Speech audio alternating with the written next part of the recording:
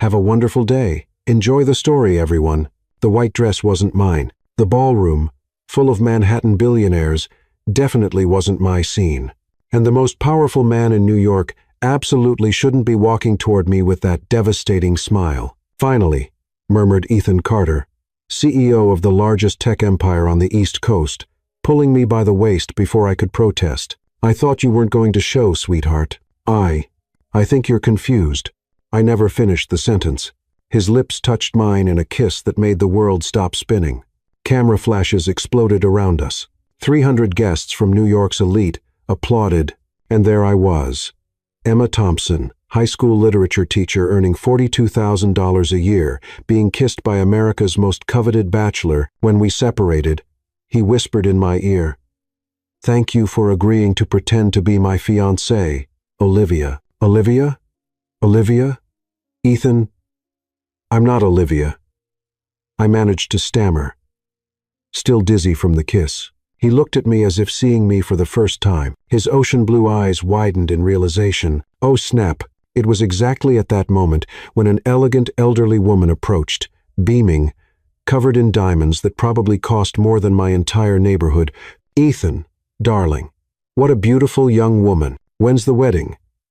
I need to call the Times for coverage, and that's how I found myself trapped in the biggest lie of my life, next to the most dangerous man for my heart, pretending to be his fiancée for a family I didn't even know. The worst part? I was starting to like it. "Mrs. Carter," I began, trying to explain. "Oh, honey, call me Grandma Eleanor. If you're marrying my grandson, you're already family." She hugged me with surprising strength for her 80 years. "Ethan, she's even more stunning in person, and that dress, absolutely divine."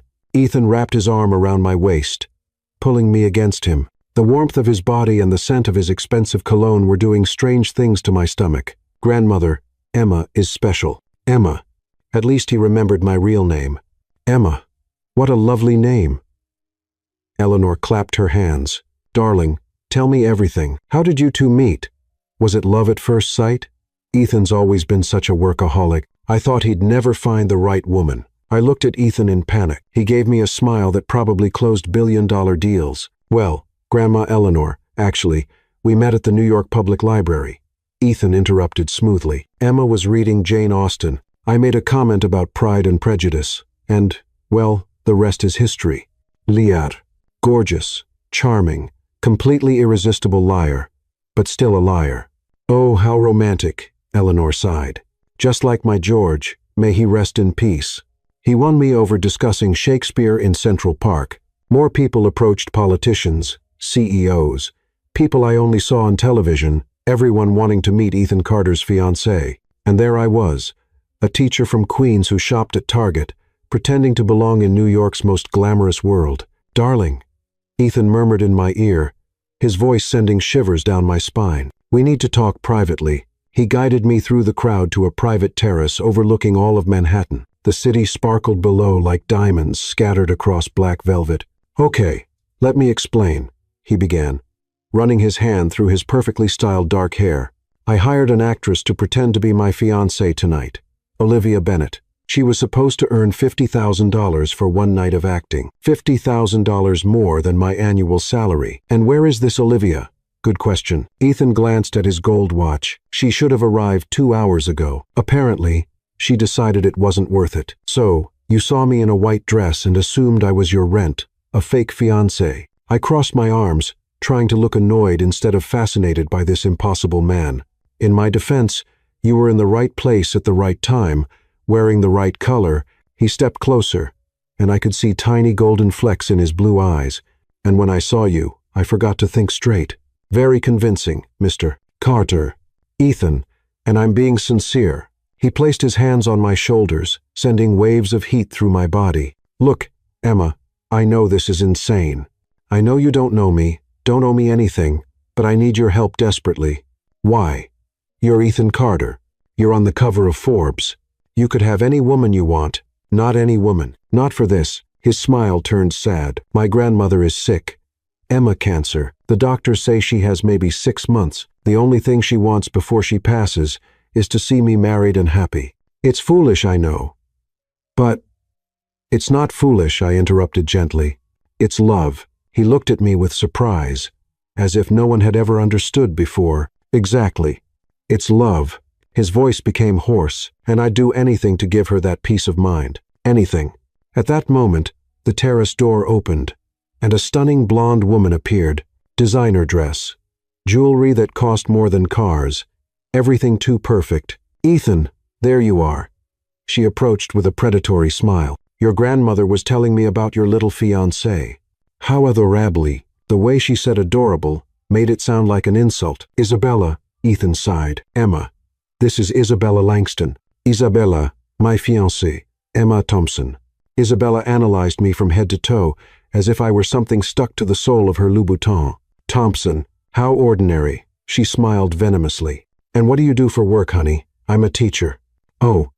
The word came out as if I'd said, I cleaned sewers. How nice. Elementary school? High school? English literature. How noble. Isabella turned to Ethan, practically ignoring me. Ethan, darling, you always said you'd marry someone from your level, someone who understands your world. Her condescension made me see red, but before I could respond, Ethan wrapped his arm around my waist, pulling me against him. Isabella. Emma understands my world perfectly. In fact, she makes me want to be a better person. He looked at me with an intensity that made my heart race. Isn't that right, sweetheart? And then, without warning, he kissed me again. But this time it was different, slower, deeper, more real, as if he had forgotten we were pretending. As if he had forgotten Isabella was there, as if only the two of us existed on that terrace under the New York stars. When we separated, we were both breathless. Isabella had disappeared, and I was lost in Ethan Carter's blue eyes. Emma, he murmured, still holding me. Yeah, I think I just complicated things tremendously. Why? He smiled, and it was the most beautiful and dangerous smile I'd ever seen, because now I don't know if I'm still pretending. This is absolutely insane, I whispered as Ethan guided me through the crowd of America's elite, his hand warm against my lower back. I teach teenagers Shakespeare. I live in a one-bedroom apartment in Queens. I'm definitely not fiancé material for a billionaire. Actually, he murmured, nodding politely at a senator who raised his champagne glass at us, you're perfect. Olivia was supposed to be an English literature professor. Close enough. Close enough? I nearly choked on the champagne he'd pressed into my hands. Where is this Olivia person anyway? Ethan's jaw tightened almost imperceptibly. Apparently, she decided that pretending to be engaged to me wasn't worth the $50,000 I offered her. She never showed up. Went me my entire year's rent for one night of pretending, and you assumed I was her because white dress, right timing, wrong woman, obviously. He paused as his grandmother approached again, this time with what looked like half of Congress in tow. Look, Emma, you remembered my name. I remember everything important. The way he said it made my stomach flip. I need your help. My grandmother has been trying to marry me off for 3 years. She's threatened to donate my entire inheritance to charity if I'm not engaged by my 35th birthday, which is next month. I stared at him. Are you seriously asking me to fake an engagement to you? A complete stranger. A complete stranger who kisses like that? Interrupted a familiar voice. We turned to find my best friend Rachel appearing with a tray of appetizers, grinning wickedly. Girl, when you said you were working a catering gig tonight, you forgot to mention you'd be serving yourself as the main course. Heat flooded my cheeks. Rachel, this is Ethan Carter. Ethan extended his hand with that devastating smile that probably closed billion-dollar deals. And you must be the friend who's going to help convince Emma to save my life. Rachel's eyes widened as she nearly dropped her tray. Holy smokes. You're the Ethan Carter, the tech genius, the billionaire bachelor, the guy who was on the cover of Fortune last month. And currently, he said, his eyes never leaving mine, the guy who desperately needs a fake fiancé. The thing about fairy tales is they never warn you about the moment when Prince Charming offers you everything you never knew you wanted, and you have to decide whether you're brave enough to take it. Looking into Ethan's blue eyes, surrounded by the glittering world of Manhattan's elite, I realized I was about to find out exactly how brave I really was. Okay, I heard myself say, but I have conditions. Name them. First, this stays strictly business. No blurred lines, no confusion about what this is. Agreed. Second, when your grandmother gets her peace of mind, and you get your inheritance. This ends cleanly. No drama, no complications. Absolutely. Third, I took a deep breath. I want $75,000. Ethan blinked. Excuse me? You offered Olivia $50,000 for one night. This is going to be months of my life attending events, meeting your family. Probably being scrutinized by the media. If I'm going to pretend to be madly in love with you, I want compensation for the emotional labor. Rachel snorted with laughter. That's my girl. Ethan's smile was slow and admiring. You drive a hard bargain, Miss Thompson. I'm a New York teacher, Mr. Carter. I know my worth. To $75,000 it is. He extended his hand for a shake. Partners. The moment our hands touched, electricity shot up my arm. From the way his eyes darkened, he felt it too. Partners, I agreed, trying to ignore the way my pulse was racing. Wonderful. Now, there are few things you should know about the Carter family before we dive into this charade. We found a quiet corner away from the crowd, and Ethan's expression grew serious. My family is complicated. My cousin Lucas runs the West Coast Division and has been lobbying for my position for years. My Aunt Margaret thinks I'm too young and reckless to run the company. And my grandmother, well, she has very specific ideas about what kind of woman belongs in this family. What kind of woman? Sophisticated, well-connected, someone who can hold her own at dinner parties with politicians and ambassadors. Someone who understands that Carter family business stays private. His expression grew serious. If we do this, Emma, there will be galas, family dinners, media interviews. You'd be living in my world for the next 4 months. 4 months, in a world of luxury with a man who made my knees weak just by saying my name. 4 months pretending to love someone I was already dangerously attracted to. 4 months that would end with me going back to my real life while he found an actual wife. I need to think about it, I said. Of course, he walked to the bar and returned with 2 glasses of wine that probably cost more than my monthly grocery budget. But while you're thinking, let me tell you about Carter family Sunday dinners. They're legendary. 3 hours of interrogation disguised as a meal. If you can survive one of those, you can survive anything. Despite everything, I laughed. You're really not selling this. Well, I'm being honest. My family is going to test you, challenge you, try to find holes in our story. But here's the thing. He handed me a glass, his fingers brushing mine. I think you're strong enough to handle them. I think you're smart enough to play their games and win. Why? Because I'm a teacher? Because I deal with teenagers all day? Because tonight, in front of 300 people, you didn't panic. You didn't faint. You didn't throw yourself at me or ask for my autograph. He took a sip of wine, studying me over the rim. You looked me in the eye and negotiated like a professional. That takes guts. I sipped the wine, definitely worth more than my rent, and tried to organize my thoughts, but all I could focus on was the way Ethan was looking at me, like I was a puzzle he wanted to solve. If I say yes, I said slowly, what exactly would this look like? Well, first you'd need to quit your teaching job. What? I nearly spilled my wine. Absolutely not. I love my job. Emma, you can't be engaged to a billionaire and still work at a public high school in Queens. The media attention alone would be chaos. Your students would be harassed. Paparazzi would camp outside the school. Then forget it. I set down my glass. My students need me. I'm not abandoning them for some elaborate charade. Ethan held up a hand. What if we found a solution? What if Carter Industries sponsored a new arts program at your school? Enough funding to hire 3 new teachers, update the library, provide scholarships for college-bound students. I stared at him. You'd do that, Emma?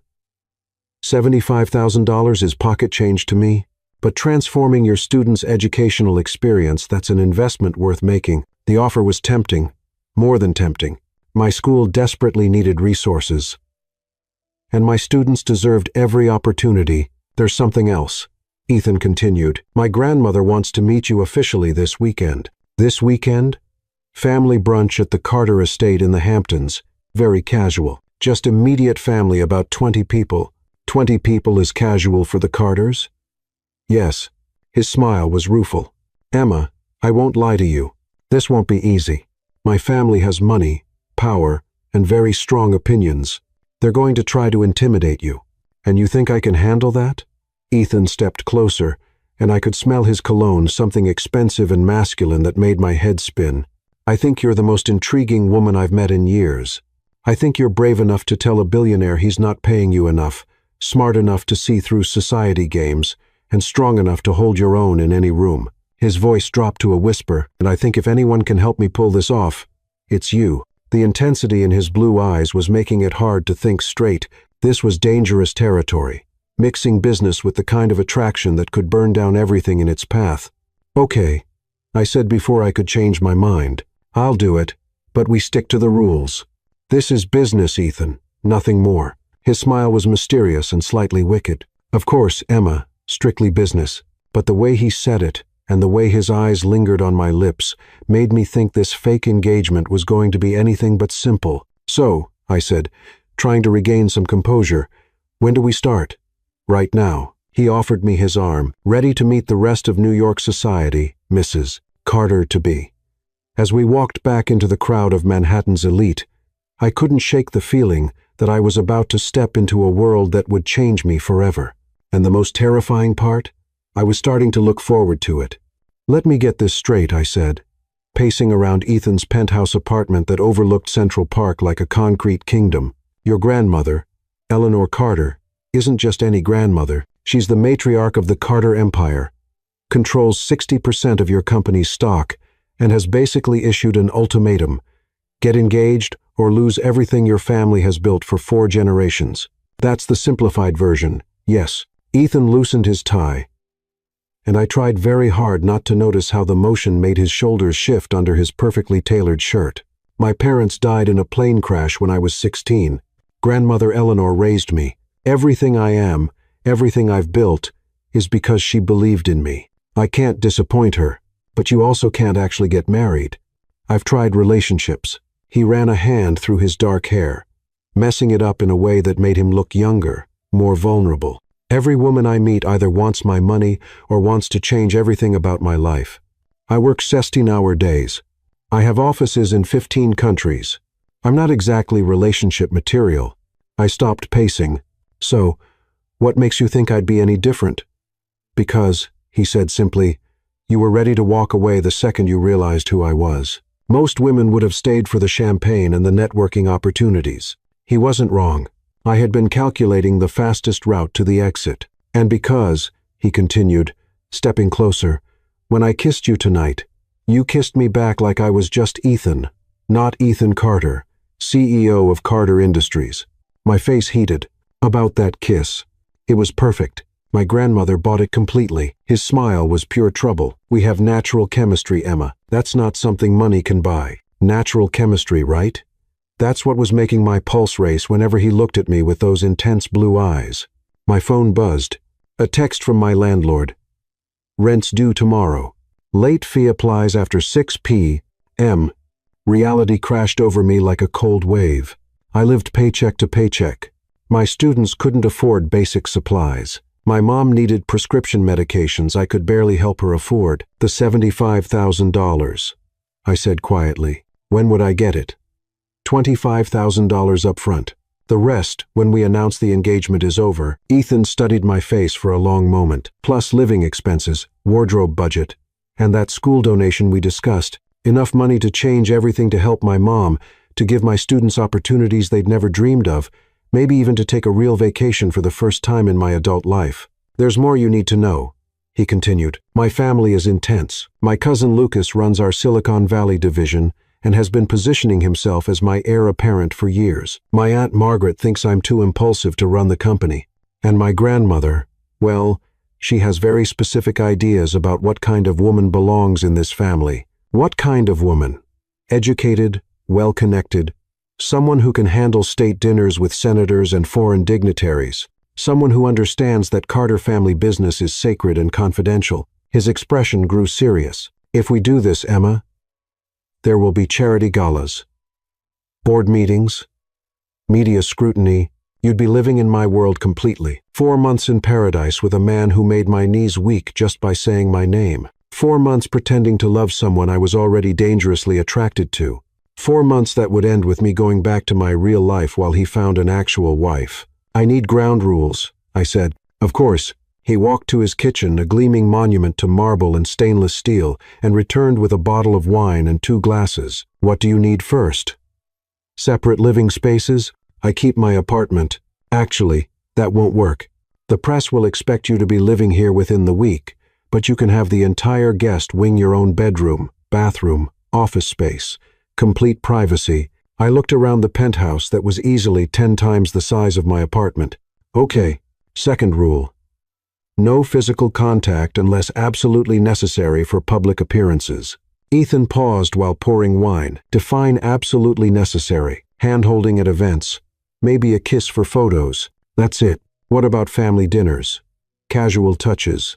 Sitting close together. The kind of unconscious intimacy couples have. The way he said intimacy made my stomach flutter. We'll figure it out as we go. Fair enough. He handed me a glass. What else? Third, I want to know everything about your family before I meet them. Their personalities, their weak spots, what they'll try to use against me. Ethan's smile was admiring. Smart. Very smart. I didn't survive 10 years of teaching high school by being naive. All right. Let's start with Lucas. Ethan settled into the chair across from me. He's 33. Harvard MBA. Runs our West Coast operations. Brilliant with technology. Ruthless with people. He's been waiting for me to mess up so he can swoop in and take over. And he sees me as a potential mess up. He sees you as a distraction. Lucas believes personal relationships make people weak, vulnerable. He'll try to prove you're either a gold digger or a liability. Lovely. What about your Aunt Margaret? Margaret is Lucas's mother and my grandmother's sister-in-law. She married into the family 40 years ago and has spent every day since then trying to prove she belongs. She'll see you as competition for social position. And your grandmother? Ethan's expression softened. Grandmother Eleanor is everything to me. She's brilliant, fierce, and can see through any deception from a mile away. She's also romantic at heart. She wants me to find what she had with my grandfather. Real, lasting love, which makes this whole charade feel terrible, which is why it has to be perfect. He leaned forward, his intensity making my pulse race. Emma, if she suspects for even a second that this is fake, she'll never trust me again. And if she doesn't trust me, she'll give my inheritance to charity and hand the company over to Lucas. No pressure or anything. I know it's a lot, but here's what I think. My grandmother is going to love you. How can you be so sure? Because you're exactly what she wants for me. Intelligent, independent, grounded. Someone who challenges me, instead of just agreeing with everything I say. The wine was making me bold. Is that what you want too? Ethan's eyes darkened. What I want is complicated. Try me. He was quiet for a long moment, swirling the wine in his glass. I want someone who sees past all this. He gestured around the penthouse. Someone who cares more about the man than the money. Someone who makes me laugh, makes me think, makes me want to be better than I am. That sounds pretty simple, actually. Nothing about my life is simple, Emma. He stood up, walking to the floor-to-ceiling windows that showcased all of Manhattan. I have board meetings in Tokyo next week, a congressional hearing about tech privacy the week after that, and a product launch that could change the entire industry. I don't have time for dating or relationships or figuring out if someone actually likes me or just likes what I can give them. I joined him at the window, the city lights twinkling below us like fallen stars. So, you'd rather have a fake relationship than risk a real one? I'd rather give my grandmother peace of mind before she dies and keep my family's legacy intact. He turned to look at me, even if it means missing out on something that might be real.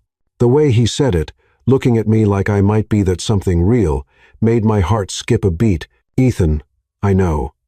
Business only. You've made that very clear. His smile was rueful. Don't worry, Emma. I'm not going to complicate this for you. But standing there in his penthouse with the city spread out below us and the air thick with unspoken possibility, I was starting to think it was already more complicated than either of us wanted to admit. So, I said, trying to lighten the mood, when do I meet the family? Tomorrow. Grandmother Eleanor is hosting Sunday brunch at the estate. Consider it your audition. Tomorrow, Ethan. I need more time to prepare. You'll be fine. He moved closer, and I could smell his cologne again, that intoxicating mix of cedar and something uniquely him. Just be yourself, Emma. That's all she'll want to see. What if myself isn't good enough? Ethan's hand came up to cup my face. his thumb brushing across my cheek in a gesture so tender it made my breath catch. "Trust me," he said softly. "You're more than good enough."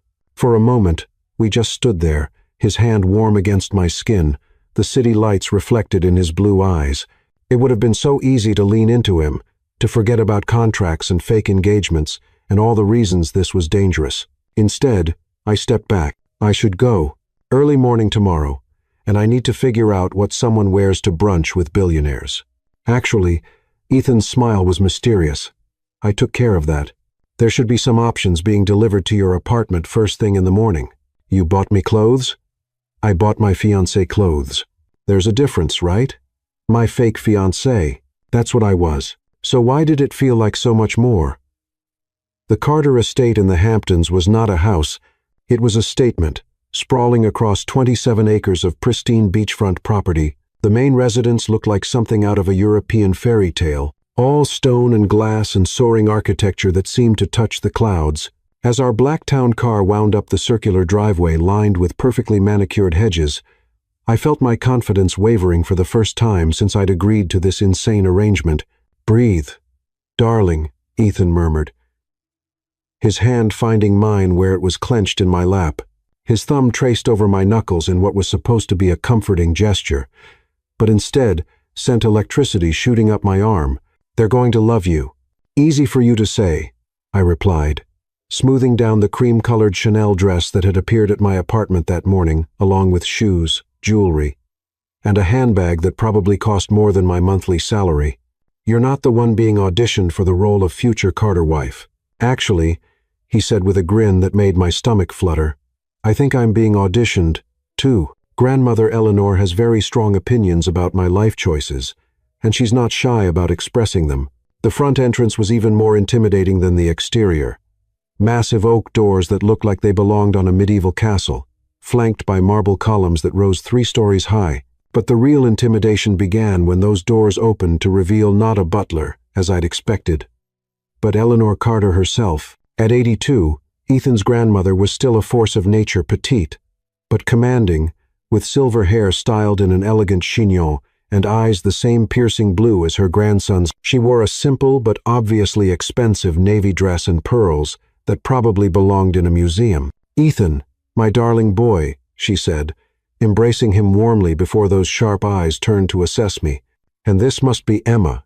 Her voice carried the authority of a woman who had built an empire alongside her late husband. But there was warmth there, too. I stepped forward, acutely aware that my every move was being evaluated. "Mrs.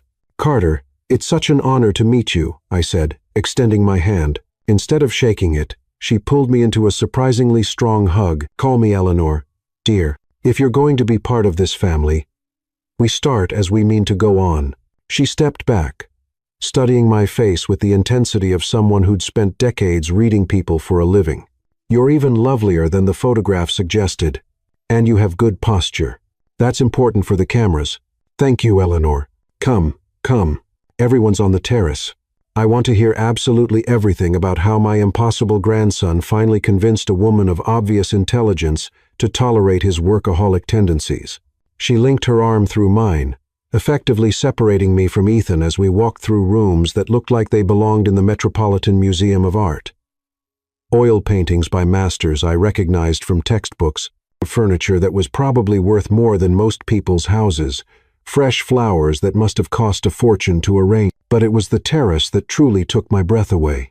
Overlooking the Atlantic Ocean, it was set with a table that could have hosted a state dinner crystal that caught the morning light, silver that gleamed like mirrors, place settings that were works of art in themselves.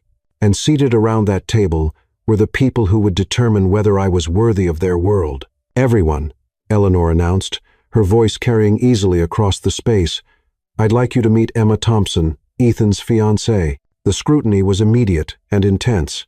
I felt like a specimen under a microscope as 6 pairs of eyes assessed me from head to toe. Lucas Carter rose from his seat first, tall and lean like his cousin, but where Ethan radiated warmth, Lucas was all sharp edges and calculation. His handshake was firm to the point of being aggressive, his smile never reaching his dark eyes. "Emma," he said, his voice smooth as silk and twice as dangerous, "welcome to the family. Ethan's told us so little about you. We were starting to think you were imaginary. Nothing imaginary about me, I replied, meeting his gaze steadily, though I suppose that's what makes this so special. Ethan and I prefer to keep our private life private. How refreshingly old-fashioned, said Margaret Carter Blackwell, Lucas's mother. She was beautiful in the way that money could buy, perfectly preserved, expertly styled, but cold as winter. In my day, a proper engagement meant months of parties and announcements, but I suppose teachers have different customs. The condescension in her voice was subtle but unmistakable. Before I could respond, Ethan's hand settled on my lower back, a gesture of support that somehow steadied me. Emma values substance over spectacle, Aunt Margaret, he said firmly. It's one of the things I love most about her. The way he said love made my pulse race, even though I knew it was all part of the act. How did you two meet? Asked Sophia Carter Chen, Lucas's wife, who seemed genuinely curious rather than hostile. The story in the papers was so vague, and this was the moment of truth. We'd rehearsed this story, but sitting here under the scrutiny of his family, I found myself deviating from the script once again. We met at a coffee shop near Columbia, I said, the lie coming surprisingly easily. I was there grading papers, and Ethan was at the next table taking a conference call. When he hung up, he apologized for being so loud and asked what I was reading. And what were you reading? Eleanor asked, leaning forward with genuine interest. The Great Gatsby. My students were struggling with the concept of the unreliable narrator, and I was trying to find new ways to explain it. Ah, Nick Carraway. Lucas interjected, the ultimate example of subjective storytelling. But surely your students are too young to understand the nuances of narrative perspective. There it was, the first test. Lucas was clearly trying to dismiss both my intelligence and my students' capabilities in one smooth stroke. Actually, I said, feeling the familiar fire that always ignited when someone underestimated teenagers, my students are brilliant. They just need someone to trust them with complex ideas. Once I explained that Nick might be lying to himself about Gatsby, they started seeing the whole story differently. They understood that sometimes the most important truths are the ones we're afraid to admit. Ethan's hand pressed slightly against my back. Approval, maybe, or encouragement. And what was Ethan's take on your literary discussion? Margaret asked, her tone suggesting she doubted he had one. He disagreed with me completely, I said, glancing at Ethan with a smile that felt surprisingly natural. He argued that Nick was just naive, not unreliable. We ended up debating it for 2 hours, and I'm fairly certain I won. You definitely won, Ethan said, his voice warm with what sounded like real affection. You made me see the entire novel in a completely new way. I'd read it a dozen times before, but never understood what Fitzgerald was really doing until Emma explained it. How romantic, Sophia said with genuine warmth. A courtship based on intellectual sparring. It sounds like something out of a Jane Austen novel. Speaking of romance, Eleanor said, settling back in her chair with obvious satisfaction, I want to hear about the proposal. Ethan is notoriously private about these things, but a grandmother has her rights. My heart stopped. We hadn't prepared for this question. How was I supposed to describe a proposal that had never happened? It was, I began, my mind racing for something believable, perfect. Ethan interrupted smoothly, his hand sliding from my back to my shoulder in a gesture that looked unconsciously protective. I had this whole elaborate planned dinner at Le Bernardin, a string quartet, the works, but then we were walking through Central Park after visiting the Met, and Emma was talking about this student of hers who'd just gotten accepted to her dream college, and she was so passionate, so beautiful in the moonlight. He paused, his blue eyes meeting mine with an intensity that made my breath catch, and I realized I couldn't wait another minute. I got down on one knee right there by Bow Bridge and asked her to marry me. Without a ring? Lucas asked, his tone skeptical. The ring was part of the elaborate plan, Ethan replied easily, but Emma said yes anyway. She said she didn't need a ring to know how she felt about me. It was a beautiful story, romantic, believable, and complete fiction. So why did the way Ethan was looking at me make it feel almost real? Well, where is the ring now? Margaret demanded. Surely you've had time to rectify that oversight. Actually, Eleanor said, rising from her chair with a mysterious smile, I have something to say about that. She disappeared into the house for a moment, returning with a small velvet box that looked like it had seen generations of love stories. "This," she said, opening the box to reveal the most stunning ring I'd ever seen, belonged to Ethan's great-great-grandmother. It's been waiting for the right woman for over a century. The ring was a work of art, a brilliant cut diamond surrounded by smaller stones in a setting that was both classic and unique. It caught the morning light and threw it back in rainbow sparkles that made my eyes water. "Grandmother." Ethan started. But she held up a hand. "The Carter family has a tradition, Ethan. The heir doesn't just inherit money and responsibility. He inherits the ring that will bind him to his true love." Her eyes moved between us, searching for something I wasn't sure we could give her. "If Emma is truly your choice, then this ring belongs to her." The weight of the moment settled over the terrace like a blanket. This wasn't just about our fake engagement anymore. This was about family tradition, about legacies and promises that stretched back generations. "Eleanor," I said softly, "I'm honored, but I couldn't possibly." "Nonsense," she said briskly. "Ethan, put this ring on your fiancé's finger where it belongs." Ethan took the box with hands that were remarkably steady. Considering we were about to cross a line we'd agreed never to cross. When he looked at me, asking silent permission, I nodded slightly. The ring slid onto my finger like it had been made for me, and when Ethan didn't immediately let go of my hand, I felt something shift between us, something dangerous and wonderful and absolutely terrifying. "Perfect fit," Eleanor observed with satisfaction.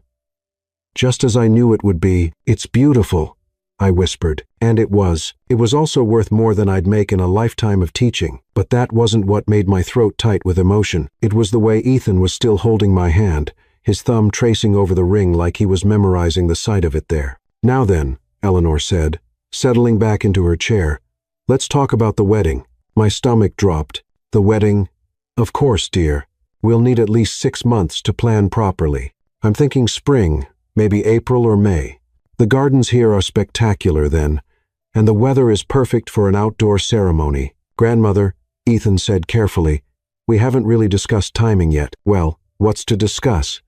You're 34. Emma appears to be a sensible age for childbearing, and I'm not getting any younger. Spring wedding, summer honeymoon, and, with any luck, a great-grandchild by Christmas next year." I nearly choked on my mimosa. "Children? Well, of course, dear. The Carter line must continue. I assume you want children." I looked at Ethan in panic. This conversation had veered so far from our business arrangement that I felt like I was drowning. "Emma loves children," Ethan said smoothly, though I could see the tension in his jaw. "She's devoted her life to educating them." "Wonderful. Though, once you're married, you'll need to quit that job, of course. The wife of Carter Industries' CEO can't be working at some public school in Queens. You'll have charitable obligations, social responsibilities." "Actually," I said, finding my voice again, "I love teaching. I can't imagine giving it up." The silence that followed was deafening. Margaret looked shocked. Lucas appeared grimly satisfied, and even Sophia seemed surprised by my declaration. "Emma," Eleanor said carefully, "I admire your dedication truly, but marriage means compromise. Surely you understand that Ethan's position requires certain accommodations." "Of course," I said, feeling Ethan's tension radiating beside me, "but I think I can balance both. My work is important to me. It's part of who I am." "How admirably independent," Lucas said, his tone making it clear he didn't mean it as a compliment. "Though I wonder if you fully understand what marrying into this family means, the scrutiny, the expectations, the complete lack of privacy." "I'm tougher than I look," I replied, meeting his gaze directly. "Are you?" Margaret leaned forward, her smile sharp as a blade. "Because this family has been building its reputation for 4 generations. One scandal, one embarrassing headline, one moment of poor judgment, and it can all come crashing down." The threat in her words was unmistakable, and I felt my temper flare, but before I could respond, Ethan's hand squeezed mine in warning. "Aunt Margaret," he said, his voice carrying a dangerous edge, "I think you're forgetting that Emma is my choice, and I don't make poor choices." "Don't you?" Lucas asked quietly. "Because, from where I'm sitting, choosing to marry someone you've known for such a short time, someone so completely outside our world, it seems like exactly the kind of impulsive decision that could destroy everything our family has worked for." The gauntlet had been thrown down. This wasn't just about whether they approved of me, it was about whether they trusted Ethan's judgment, whether they believed he was fit to lead the family empire. "You know what?" I said, setting down my glass with deliberate calm. "I think you're scared." "Excuse me?" Margaret's voice could have frozen champagne. "You're scared that Ethan doesn't need you as much as you thought he did. You're scared that someone from outside your carefully controlled world might actually make him happy. And you're scared that if he's happy, he might not be as easy to manipulate." The silence was deafening. Even the ocean seemed to have stopped making noise. "Emma," Ethan warned quietly, but I was already past caring about diplomacy. "I may not have grown up with money, but I know what love looks like. And I know what fear looks like, too. And right now, looking around this table, I see a lot more fear than love." I stood up, the Carter family ring catching the light as I placed my napkin on the table. "If you'll excuse me, I think I need some air." I walked away from the table with my head high, but inside I was shaking. I'd just declared war on one of the most powerful families in America over a fake engagement for a man who was paying me to pretend to love him. What the heck was wrong with me? The beach was accessed by a private staircase that wound down the cliff face, and I kicked off my designer heels to walk barefoot in the sand. The ocean was calmer than my thoughts, waves lapping gently at the shore while I tried to figure out how I'd let things get so complicated so quickly. That was quite a performance. I turned to find Ethan walking toward me. His suit jacket slung over his shoulder and his tie loosened. He looked like a magazine ad for expensive cologne, all windswept hair and perfect bone structure. Performance? I felt my temper spike again. "Is that what you think that was?" "I think that was you defending me when you didn't have to. I think that was you standing up to my family when most people wouldn't dare." He stopped a few feet away, his blue eyes serious. "I think that was incredibly brave and possibly very stupid. Thanks. Really know how to make a girl feel special." "Emma." His voice was gentle now, and when he stepped closer, I could see the concern in his expression. "Are you okay?" "I'm fine. Just needed a minute to remember that this is all pretend." I held up my hand, the ring sparkling in the afternoon sun. "This ring, this engagement, this whole fairy tale, none of it's real, is it?" Something in his tone made me look at him sharply. "What do you mean?" I mean, he ran a hand through his hair, messing it up in that way that made my heart skip. "I mean that everything you said up there was true about my family being scared, about them trying to control me, and when you defended me, when you stood up to them, Ethan, I know we agreed this was business. I know we have rules. But Emma, the way I feel when I'm with you, the way you make me want to be better than I am, that's not fake. That's the most real thing in my life right now." My heart was racing, but I forced myself to step back. "You're getting caught up in the moment.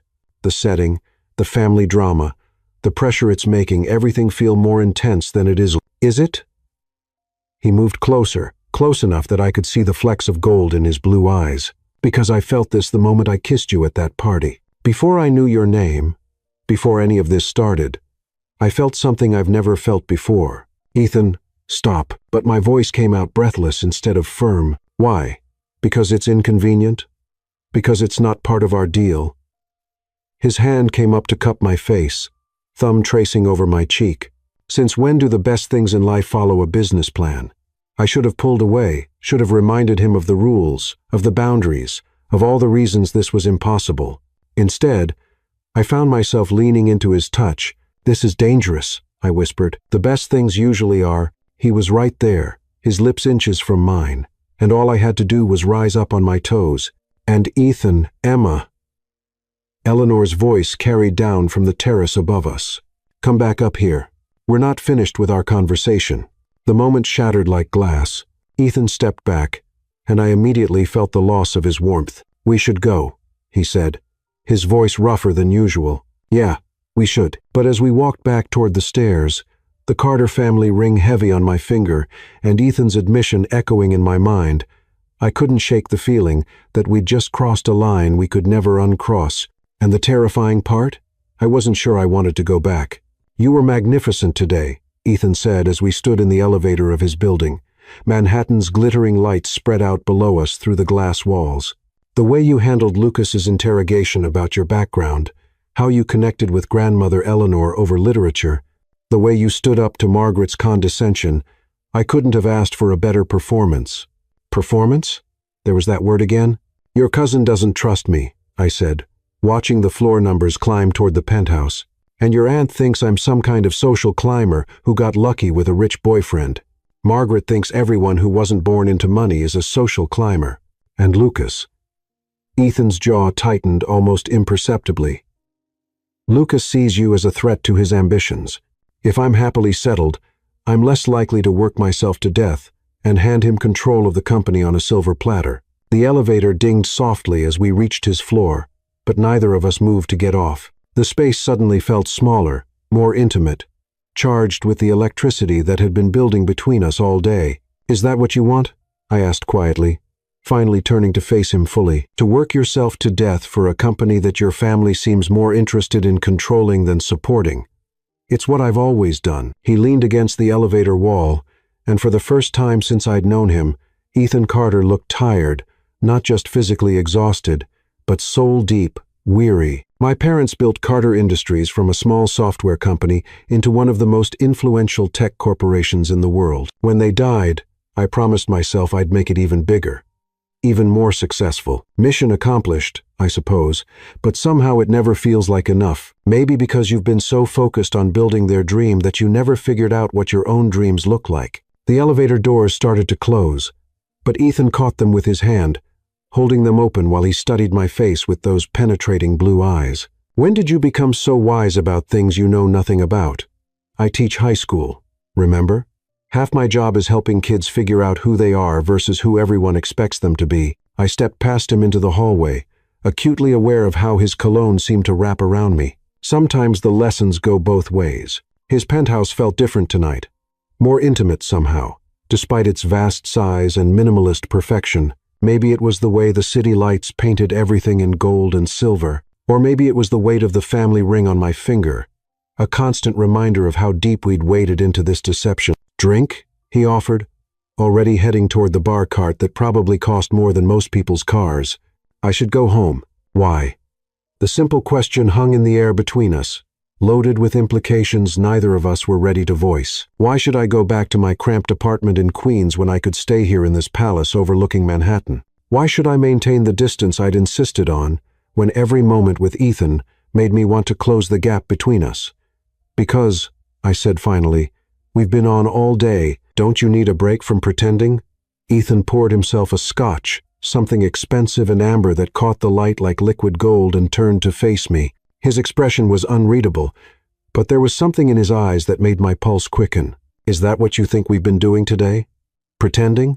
Haven't we? He set down his glass and walked toward me slowly, deliberately, like a predator who'd finally decided to stop playing with his prey. When I defended you to Margaret this afternoon, was I pretending?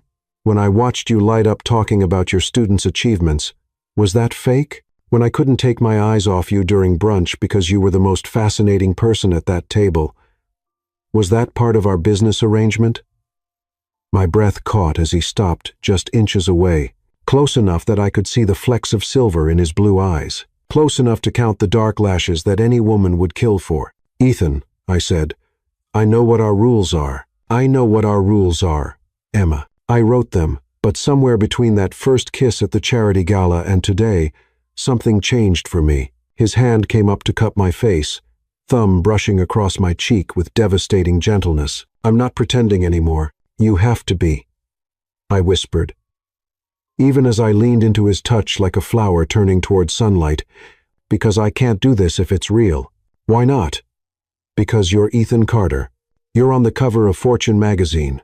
You have senators at your family dinners and buildings named after your ancestors. And I struggle to find words that could encompass the vast distance between our worlds. I'm nobody special. You're just what? His other hand found my waist, pulling me closer until I could feel the heat radiating from his body. Brilliant. Beautiful. The first person in years who challenges me to think differently about everything. His voice dropped to a whisper. The woman who walked into my world without asking for anything and somehow made everything make sense for the first time in my life. I'm temporary, I said desperately, trying to hold on to reality even as his proximity made my head spin. That was the deal. 4 months. And then I go back to my real life, while you find someone actually suitable for your world. Deals can be renegotiated. He leaned down, his forehead resting against mine, giving me every opportunity to step away, to maintain the boundaries we'd agreed upon. But I didn't want to step away. I wanted to melt into him and forget about all the logical reasons why this was impossible. "This is dangerous," I murmured, but my hands had somehow found their way to his chest, feeling his heartbeat through the expensive cotton of his shirt. The best things usually are. When his lips touched mine this time, it wasn't for cameras or family members or any audience except the glittering city below. It was soft and sweet and desperate all at once, like he was trying to pour months' worth of suppressed feelings into a single kiss. And heaven help me, I kissed him back just as desperately, my hands fisting in his shirt as if I could anchor myself to this moment and make it last forever. When we finally broke apart, we were both breathing hard, and I could see my own confusion and desire reflected in his eyes. "Stay," he said simply, his voice rough with emotion. "Ethan, just stay. We don't have to decide anything, or define anything, or figure anything out. Just don't go back to your empty apartment tonight. Stay here with me." It was the worst idea in the history of terrible ideas. It went against every rule we'd established, every boundary I'd set to protect my heart. It was going to make the inevitable end so much harder when reality came crashing back in. But looking at him, really looking at him, not the magazine cover or the corporate headshot, but the man who just kissed me like I was precious beyond measure, I realized I was already in too deep to protect myself. "Okay," I heard myself say. "I'll stay." His smile was radiant, transforming his entire face from corporate perfection to something warm and real and devastating. "Good, because I have something to show you." He led me through his apartment to a door I'd never noticed before, tucked away behind the main living area. When he opened it, I gasped. It was a library, not just a room with some bookshelves, but a genuine old-world library that belonged in a castle or a university. Floor-to-ceiling shelves lined every wall, filled with thousands of volumes in what looked like dozens of languages. Comfortable reading chairs were scattered throughout, each with its own reading lamp and side table. A rolling ladder gave access to the highest shelves, and in the center of the room, like an altar to literature, he was a glass display case containing what looked like first editions of some of the world's most famous works. "This is incredible," I breathed, turning in a slow circle as I tried to take it all in. "How long have you been collecting?" "Since I was 16, Ethan said, walking to one of the shelves and pulling out a worn copy of The Catcher in the Rye. "After my parents died, books were safe. They didn't leave. They didn't change. They were always exactly where I left them." He opened the book carefully, and I could see notes in the margins written in teenage handwriting. "This was the first book I bought after the funeral. I read it probably 20 times that first year. You never told me you were a literature lover." "I never tell anyone. CEOs are supposed to read business journals and market reports, not poetry and novels." He replaced the book carefully, his fingers lingering on the spine. "But you made me remember why stories matter, why they're worth preserving and sharing and caring about." I stared at him, this complicated man who hid a romantic soul behind corporate armor, who filled his private spaces with dreams and stories and beautiful words, while projecting nothing but business efficiency to the world. "Ethan," I said quietly, my voice catching on his name. "I think I'm in real trouble here." "Good," he said, crossing the room to pull me into his arms again, "because so am I." This time, when he kissed me in his secret library surrounded by thousands of love stories, I didn't think about rules or contracts or the inevitable end. I just thought about how perfectly I fit in his arms and how maybe, just maybe, some fairy tales were worth the risk. But fairy tales, as I was about to learn, rarely account for the complications of real life. My phone buzzed insistently in my purse, shattering the moment. Ethan groaned softly as I reluctantly pulled away to check it. "It's Rachel," I said, frowning at the urgent tone of her texts. "She says there's something I need to see. Something about us." "About us?" Ethan's expression sharpened with concern. "What kind of something?" I was already opening the link Rachel had sent, and what I saw made my blood turn to ice. It was a gossip blog, one of those celebrity scandal sites that thrived on destroying people's lives for clicks and ad revenue. The headline made me want to throw up. "Fake love for real money. The truth behind Ethan Carter's engagement." Below was a photo of us from the charity gala, but it wasn't the romantic image that had appeared in the society pages. This photo had been taken from a distance, catching the moment right after our first kiss when Ethan had that shocked expression on his face. The caption read, "Billionaire CEO Ethan Carter looks stunned after kissing mystery woman at charity gala." But sources say, it's all for show.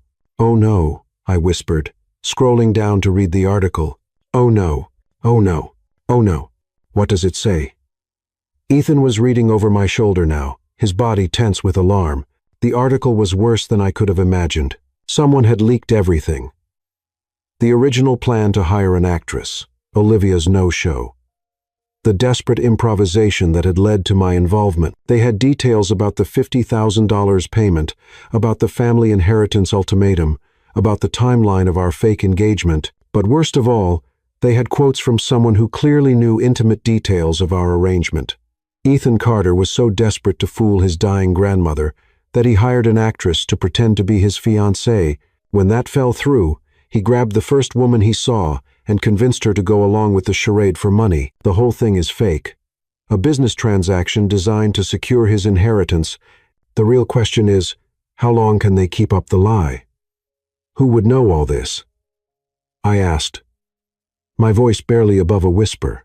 We've been so careful. Ethan's face had gone pale, but his eyes were blazing with fury. There are only a few people who knew about the original plan with Olivia. My assistant, the event planner, and my family. His voice was deadly quiet. Someone at that brunch today figured out what was really going on and decided to destroy us before we could go any further. My phone rang, making us both jump. The caller ID showed Eleanor Carter's name. "Don't answer it," Ethan said immediately. "I have to. She's your grandmother. And if she's seen this," I swiped to accept the call, putting it on speaker with shaking hands. "Hello, Eleanor. Emma, dear." Her voice was calm, which somehow made everything worse. "I assume you've seen the rather unflattering article making the rounds on social media." "Yes, ma'am." "Good. Then you'll understand why I need you and Ethan to come to the house immediately. We have a great deal to discuss." The line went dead, leaving us standing in Ethan's beautiful library, surrounded by love stories that suddenly felt like mockeries of our situation. "She knows," I said unnecessarily. "She's always known," Ethan replied, running his hands through his hair. "The question is what she plans to do about it. Maybe I should just leave. Disappear. Let you tell her. It was all my idea that I seduced you into this scheme for money. At least that way you might salvage your relationship with her." "Absolutely not." Ethan's voice was fierce as he grabbed my hands. "We're in this together, Emma. Whatever happens, we face it together. But your inheritance, your family's company will survive or it won't. But I'm not letting you take the fall for this alone." He squeezed my hands tightly. "Besides, there's something else you should know." "What?" "The article is right about one thing. This did start as a fake engagement, but Emma," he looked into my eyes with an intensity that made my heart skip. "What I feel for you isn't fake. What's happening between us isn't fake, and I'm not going to let anyone destroy that, not even my own family." "Ethan," I said, my voice breaking. "I love you," he said simply, the words hitting me like a physical blow. "I love your passion for teaching and your terrible jokes and the way you argue with me about books. I love that you make me want to be better than I am, braver than I am. I love that you saw through all the money and the power and the Carter family legacy and somehow found something worth caring about in just me." Tears were streaming down my face now. "You can't love me. This was supposed to be temporary. This was supposed to be safe. When has love ever been safe?" He pulled me against him, and I could feel him trembling. "Emma, I know this is complicated. I know our worlds are different. I know the timing is terrible. I know there are a million reasons why this shouldn't work. But I also know that I've never felt about anyone the way I feel about you. I love you too," I whispered against his chest, the words torn from somewhere deep inside me. "I've been trying not to, trying to keep this professional. But I love you so much. It scares me." We held each other in the library, surrounded by centuries of love stories, as our own story balanced on a knife's edge. In a few hours, we'd have to face Eleanor Carter and the consequences of our deception. We'd have to deal with media scrutiny and family betrayal and all the messy complications of real life. But for this moment, in this perfect room full of books and dreams, we had each other, and maybe, if we were very lucky and very brave, That would be enough. So what do we do now? I asked, my voice muffled against his shirt. Ethan's arms tightened around me. Now we go face the music together, and we tell the truth, all of it. How this started, how it changed, what it means to us now. What if she doesn't understand? What if she cuts you off completely? Then we'll figure out something else. We'll build something new, something that's entirely ours. He pulled back to look at me, his blue eyes bright with determination. Emma, 3 months ago, I thought I had everything I wanted. Success, respect, financial security, but I was miserable and didn't even know it. You changed that. You changed everything. The article is going to be everywhere by morning. The media circus, the questions, the scrutiny, it'll be horrible and invasive. And we'll get through it together. His smile was soft and certain and absolutely devastating. Because that's what people who love each other do. They face the world as a team. I looked at this incredible man who was willing to risk everything he'd worked for, everything his family had built, for what we'd found together. It was terrifying and wonderful, and completely insane. It was also the easiest decision I'd ever made. Okay, I said, rising up on my toes to kiss him softly. Let's go tell your grandmother the truth, all of it. That it started as fake but became real. That we were trying to protect her but ended up protecting each other. That love doesn't follow business plans or family expectations or social conventions. I smiled, feeling lighter, despite everything we were about to face. That sometimes the best things in life happen when you're not looking for them. Ethan's answering smile was brilliant. I love you, Emma Thompson. I love you too, Ethan Carter. Now, let's go save our fairy tale. As we left the library hand in hand, the Carter family ring catching the light on my finger, I couldn't help but think that the best love stories weren't the ones that followed the rules. They were the ones that rewrote them completely. The drive back to the Hamptons felt like traveling toward our execution. Every mile that passed brought us closer to what would either be the beginning of our real life together or the end of everything we'd built. The gossip article had spread like wildfire across social media. Fake engagement gate was trending on Twitter. Entertainment news shows were already picking up the story. And my phone hadn't stopped buzzing with calls from reporters wanting comments. Stop reading the comments, Ethan said, glancing over at me from the driver's seat of his Aston Martin. Even in crisis mode, the man looked like he'd stepped out of a magazine, his jaw set with determination, his hands steady on the wheel despite everything falling apart around us. I can't help it, I said, scrolling through another brutal thread on Instagram. Listen to this one. Gold digger gets exposed for scamming America's most eligible bachelor. Hope the money was worth it, honey. Emma.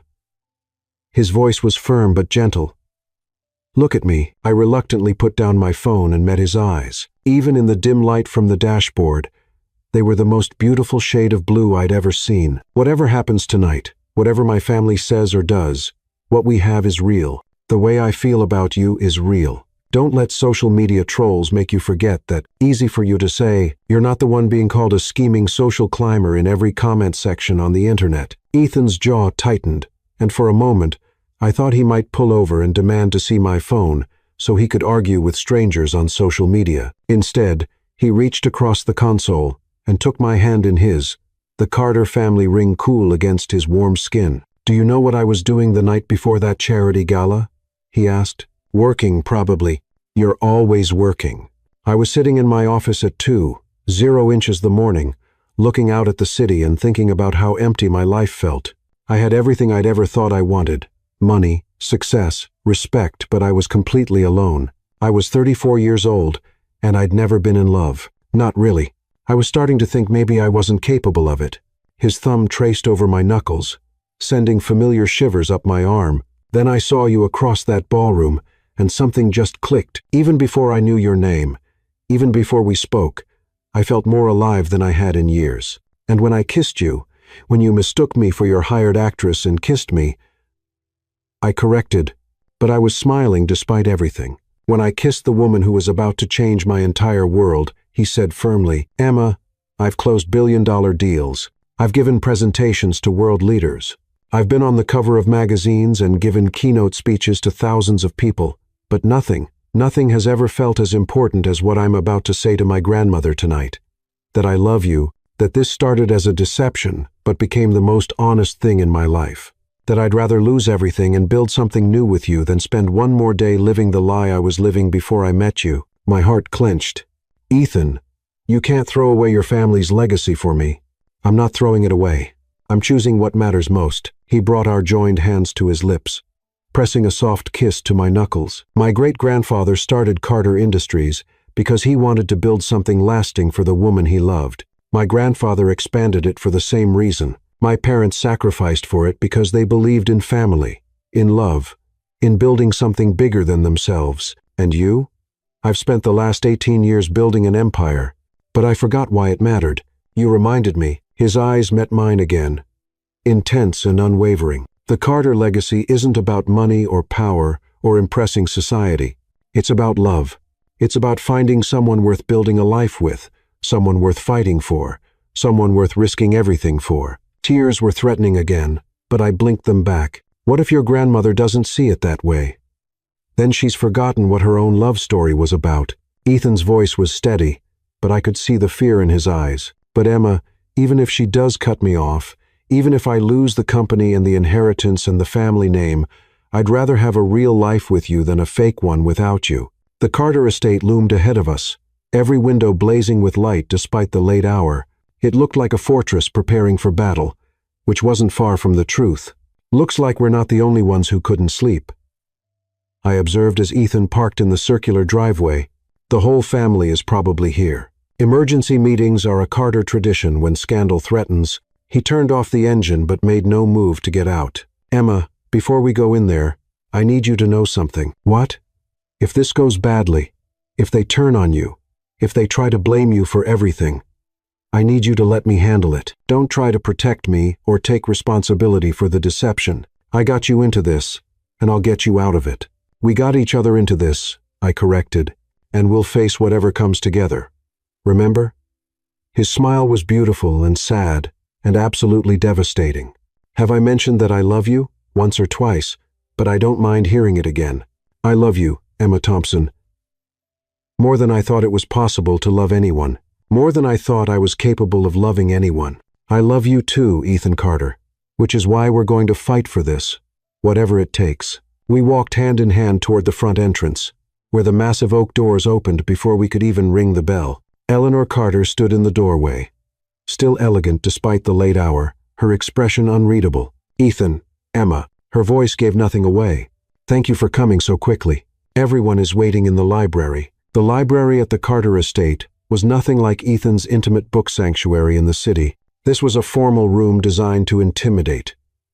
Dark wood paneling, leather-bound volumes that probably hadn't been opened in decades, portraits of stern-faced Carter ancestors glaring down from the walls, and seated around a massive conference table were the people who held Ethan's future in their hands.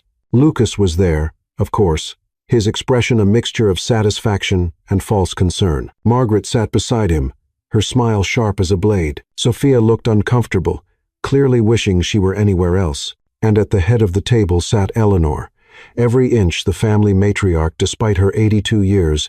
Please sit, Eleanor said, gesturing to two empty chairs across from Lucas and Margaret. It felt like facing a tribunal. Grandmother, Ethan began, but she held up a hand to stop him. Before anyone speaks, I want everyone to see exactly what we're dealing with. She nodded to Lucas, who pulled out his phone and began reading. Billionaire's fake love scandal rocks high society, Lucas read, his tone dripping with disdain. Sources close to the Carter family confirm that Ethan Carter's engagement to schoolteacher Emma Thompson is nothing more than an elaborate deception designed to fool his dying grandmother into securing his inheritance. My cheeks burned with humiliation, but I kept my chin up. The couple's entire relationship is fake, Lucas continued, including their romantic story about meeting over literature and their picture-perfect proposal in Central Park. Multiple sources confirmed that Carter originally hired an actress to play his fiancée, and when she failed to show up, he convinced Thompson to take her place for a substantial cash payment. That's enough, Ethan said sharply, but Lucas wasn't finished. The question now is how long they can maintain the charade and what will happen when the truth inevitably comes out. One source close to the family predicts the scandal will destroy Carter Industries' reputation and possibly lead to a complete restructuring of the company's leadership. The silence that followed was deafening. I could hear my own heartbeat. could feel the weight of every Carter family portrait judging me from the walls. "Well," Eleanor said finally, "I suppose the question is whether any of this is true." Ethan and I exchanged a look. This was it, the moment of truth we'd been dreading and preparing for. "Some of it is true," Ethan said, his voice steady despite the gravity of the moment. "The engagement did start as a deception. I was desperate to make you happy, to give you peace of mind about my future before he swallowed hard, before you didn't have time to see it anymore." Eleanor's expression didn't change, but I saw something flicker in her eyes, hurt, maybe, or disappointment. "And the actress?" Margaret demanded. "The $50,000 payment? Was that true too?" "Yes," I said, finding my voice. "Ethan did originally hire someone else. When she didn't show up, he mistook me for her at the charity gala. I agreed to help him because—" I took a deep breath. "Because he offered me money that I desperately needed." "How much money?" Lucas asked, his tone suggesting he already knew the answer. $75,000, I said, meeting his gaze directly, "plus expenses and a donation to my school." Lucas leaned back in his chair with obvious satisfaction. "So, you admit this whole thing was a financial transaction. You were paid to pretend to love my cousin." "I was paid to pretend to be engaged to him," I corrected. "The love part happened on its own." "How convenient," Margaret said with a cold laugh. "Fall in love with the mark, and maybe the payday becomes permanent. That's enough." Ethan's voice cut through the room like a blade. "You want to attack me? Fine, but leave Emma out of this." "Leave her out of it?" Lucas stood up, his corporate polish slipping to reveal the ambition underneath. "Ethan, this woman has made our family a laughingstock. Every business associate, every social connection, every political alliance we've built, they're all questioning our judgment, our integrity, our fitness to lead one of America's largest corporations. Our reputation will survive," Ethan said firmly. "It always has." "Will it?" "Because I've already had 3 board members call me tonight asking if it's true that the CEO of Carter Industries has been living a lie for months. They're questioning your mental state, your decision-making ability, your fitness to run the company." "Lucas."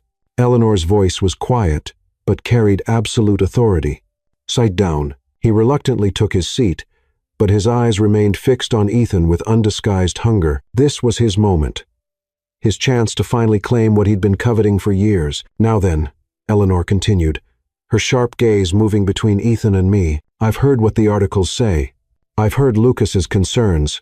What I haven't heard is your side of the story, the complete truth, if you please." Ethan straightened in his chair, and I could see him shifting into the confident CEO mode that had built an empire. But when he spoke, his voice was entirely personal, entirely human. "The truth is that I was scared," he said. "Scared of losing you, scared of disappointing you, scared of facing your illness without being able to give you the one thing you wanted most, to see me settled and happy." Eleanor's expression softened slightly, but she remained silent. "So, yes, I hired an actress. Yes. I planned an elaborate deception. Yes. I was willing to lie to the person I love most in the world because I couldn't bear the thought of adding to your worries." Ethan's voice grew stronger. "But then I met Emma, and everything changed." He turned to look at me, and the love in his eyes was so clear, so genuine, that I heard Sophia make a soft sound of sympathy. "Emma wasn't part of any plan," he continued. "She was an accident, a beautiful accident, that became the best thing that ever happened to me. Yes, she agreed to help me for money. Money she needed to take care of her mother and help her students. But somewhere between that first kiss and today, we fell in love, really. Completely, impossibly in love." "How touching," Lucas said sarcastically. "But even if that's true, and that's a big if, the damage is done. The media has the story. The board is questioning your leadership. And our family's reputation is in ruins. The responsible thing would be for you to step down as CEO and let someone with better judgment take over. Someone like you?" Ethan's tone was dangerous. "Someone who puts the family business above personal gratification." "Yes, you mean someone who's never risked anything for love? Who's never put their heart on the line for another person? Who's never understood what our great-grandfather actually built this company for in the first place?" Lucas's face flushed with anger. "What's that supposed to mean?" Ethan stood up, and suddenly he commanded the room in a way that made it clear why he'd been so successful so young. "It means that Carter Industries wasn't built by cold calculation or corporate strategy. It was built by a man who loved a woman so much, he was willing to risk everything to provide for her. Every generation of Carter men has understood that until now. You're being ridiculous. Am I? Tell me, Lucas. Have you ever loved anyone more than you love power? Have you ever cared about anything more than your next promotion, your next acquisition, your next opportunity to prove you're worthy of the Carter name? The question hung in the air like a challenge. Lucas opened his mouth to respond, then closed it again. His silence more revealing than any words. I thought so. Ethan's voice was sad now rather than angry, and that's exactly why you'll never understand what I'm about to say. He turned back to Eleanor, and I could see him gathering courage for what might be the most important speech of his life. Grandmother, I know I disappointed you. I know I lied to you, deceived you, treated your wishes like something to be manipulated rather than honored, and I know that no apology will ever be enough for that. Eleanor's eyes were bright with unshed tears, but her voice was steady. Go on. But I also know that you didn't raise me to be safe. You raised me to be brave, to fight for what matters, to build something lasting and beautiful and true. And that's what I want to do with Emma. He reached for my hand, squeezing tightly. I want to build a life with her. I want to create something honest and real, and worthy of the Carter name. Even if it costs you everything? Eleanor asked quietly. Especially if it costs me everything. Because what's the point of having everything if you have no one to share it with? The room was completely silent. Even Lucas seemed stunned by Ethan's declaration. This was the moment our entire future hinged on not just our relationship, but Ethan's family, his career, his entire identity. Eleanor stood up slowly, her movements deliberate and graceful despite her age. She walked around the table until she stood directly in front of us, studying our faces with the intensity of someone who'd spent 8 decades learning to read people. Emma, she said finally, do you love my grandson? Yes, ma'am, I said without hesitation. I love him more than I ever thought it was possible to love anyone. And are you prepared to stand by him through scandal, through media attacks, through whatever consequences this deception might bring? Yes, ma'am. My throat was tight with emotion, but my voice was steady. The money was never what mattered to me. Ethan is what matters. Our future together is what matters. Eleanor nodded slowly, then turned to her grandson. Ethan, do you love this woman? With everything I am, grandmother, he said, his voice unwavering, with everything I ever hoped to be. Eleanor was quiet for a long moment, her sharp eyes moving between us, as if she could see directly into our souls. The silence stretched until I thought I might scream from the tension. Then, unexpectedly, she smiled. Well, it's about time, she said. Excuse me? Lucas looked like someone had slapped him. I said it's about time. Eleanor's smile grew wider. Do you really think I built a 50-year marriage and raised successful children without learning to recognize genuine love when I see it? My heart stopped. You knew? My dear girl, I've known since the moment I met you at that charity gala. Her eyes twinkled with mischief. No actress, no matter how talented, could have looked at my grandson the way you did. No amount of money could have created the chemistry I witnessed between you. Ethan was staring at his grandmother in shock. But the ultimatum about getting engaged, the pressure about marriage, was my way of forcing you to stop hiding behind work and open your heart to the possibility of love. Eleanor's voice was warm but firm. I may be old, but I'm not blind. You've been miserable for years, throwing yourself into the business to avoid dealing with your emotional life. I simply gave you a deadline to figure things out. But the inheritance Ethan began was never really in jeopardy. Oh, I might have donated some of it to charity to make my point, but cut you off completely? Never. Eleanor's expression softened. You're my grandson, Ethan. Your family. The relief on Ethan's face was beautiful to see, but Lucas looked like he'd swallowed something toxic. So, this was all what? Some elaborate test? He demanded. Not a test. Exactly. More like an intervention. Eleanor returned to her seat, looking entirely too pleased with herself. I could see that Ethan was capable of great love. He simply needed the right motivation to find it. And Emma. Well, Emma was clearly exactly what he needed. But the articles, Margaret protested, the scandal, the media attention will pass, as these things always do. Eleanor's tone was dismissive.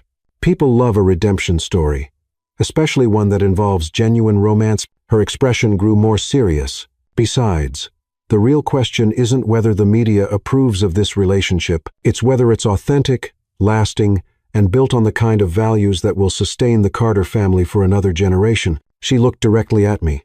Emma, I know this began as an arrangement, but I also know that you've had multiple opportunities to walk away, especially when things became complicated, and you chose to stay. That tells me everything I need to know about your character. Mrs.